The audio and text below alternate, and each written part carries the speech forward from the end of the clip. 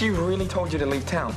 When Gabrielle says something, she means it. Anna, wait. I think we should reconcile. Our mother has been clinically depressed all our lives. No, I was older than you, and you still didn't think you could come to me for help? I cried in front of you, Gabrielle. You didn't get it. You just looked the other way. So no, I couldn't ask you for help.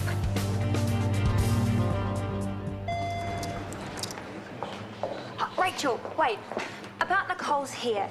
See, it was all my fault. She wanted highlights and I made a mistake and it turned blue. I don't care whose fault it is. I just want it gone. But she loves it now and she feels great and that's important in a workplace. It's good for morale. It's bad for business. The blue goes, end of. Bella, I wanted you to know that I made a hair appointment for tomorrow night. But why? I thought you liked the blue. Well, I do, but other people seem to have a problem with it. But it's your hair. If other people have got a problem, that's their problem, not yours. Don't you think? I suppose, but still. Hey, there's no crime in being different. I learned that from Gabrielle. Even though I don't have Asperger's, I will always stand up for people who do. And I feel the same way about your hair. Well, thanks. I really appreciate that, but I can't deal with any more flack. It's easier if I just go back to boring blonde, okay?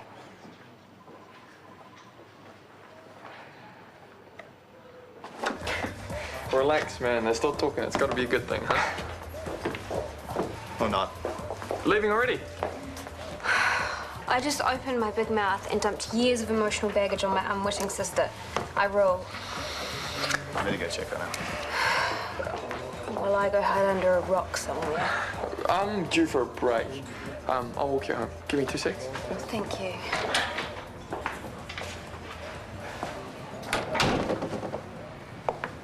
Hey, you okay? I don't think I am.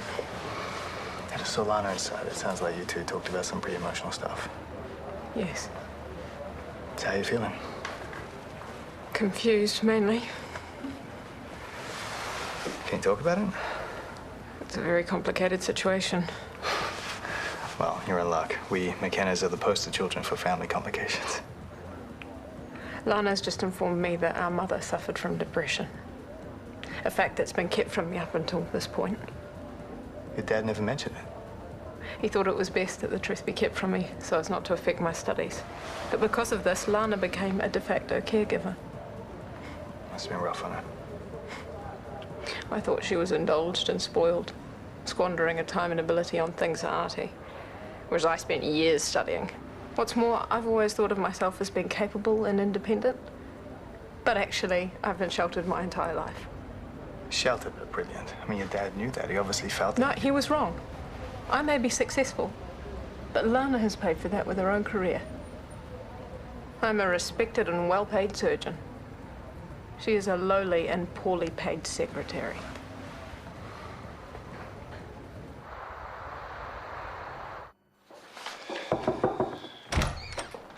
Rachel, come in.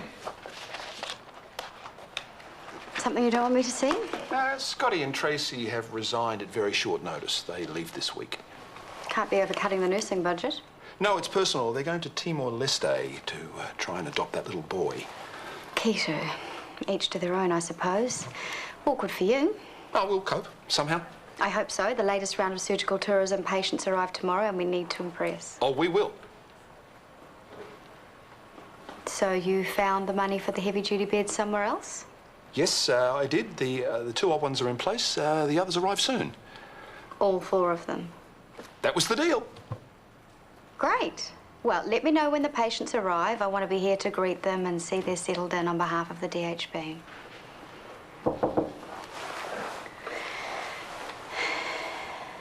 I'll leave you to it. Thank you.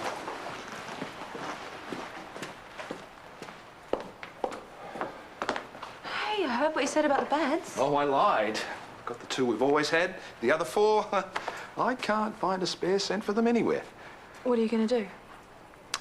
Kiss my job goodbye, by the looks of it. No, that can't happen. If you can't buy them, maybe you can borrow them from somewhere. I don't know, Central or maybe St. Cat's? You can't borrow them, that's... Desperate. Well, the tourism patients arrive tomorrow.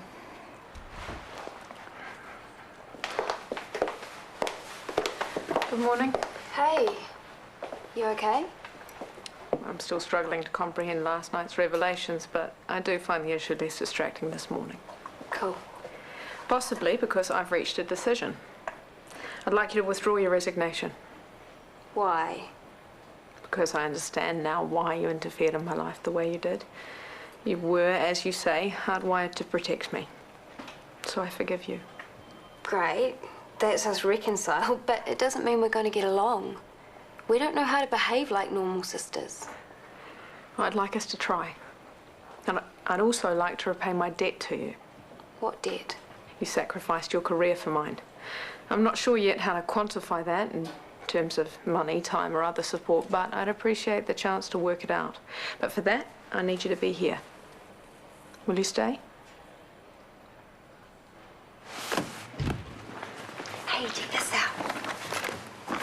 Blue wigs. What for? Have you seen Nicole's hair? No? Well, it's blue and Rachel hates it and she's trying to bully Nicole into getting rid of it. So, It's discrimination. It's a person's right to wear their hair how they want.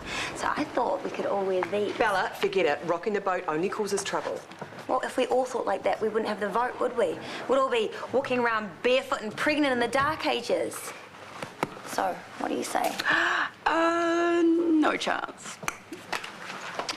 Mum, come on, I'm serious about this. You're getting carried away. The colour of someone's hair isn't that important. Well, it is if you're being bullied. I know what it's like. I was bullied enough for my hair. Your hair is beautiful. But it's red, which makes it different from the norm, which makes people think they can say mean things. You always told me to stick up for myself. This is completely different. Not to me. Really? Is it worth losing your job over? Because if you go on stirring like this, it'll be you in the firing line, not Nicole. Dump the wigs, Bella, and let Rachel have her way. Sometimes she would cry all day, tears streaming down her cheeks. How could I not have noticed that? Even at her worst, Mum was conscious of protecting you. She kept out of your way. But not yours. It must have been hard on Dad, too. Managing Mummy and keeping up with his career. I know he loved his work. He was a coward. Every time the going got tough, he'd find a million reasons to stay at work all night. And left you to look after Mum on your own? As soon as I was old enough. He kid himself that she wasn't that bad and then what he was doing was mega important. Who was I to argue? Hey, look, I'm not telling you this to make you feel bad.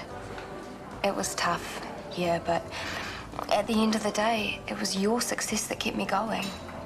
I was so proud of you. I thought you were envious. Sometimes, but mostly I was proud. I always knew how special you were. Do I have all the facts now? I think so. It's been so great dumping it all on you. I feel much better. Good. But now we have to focus on your design career.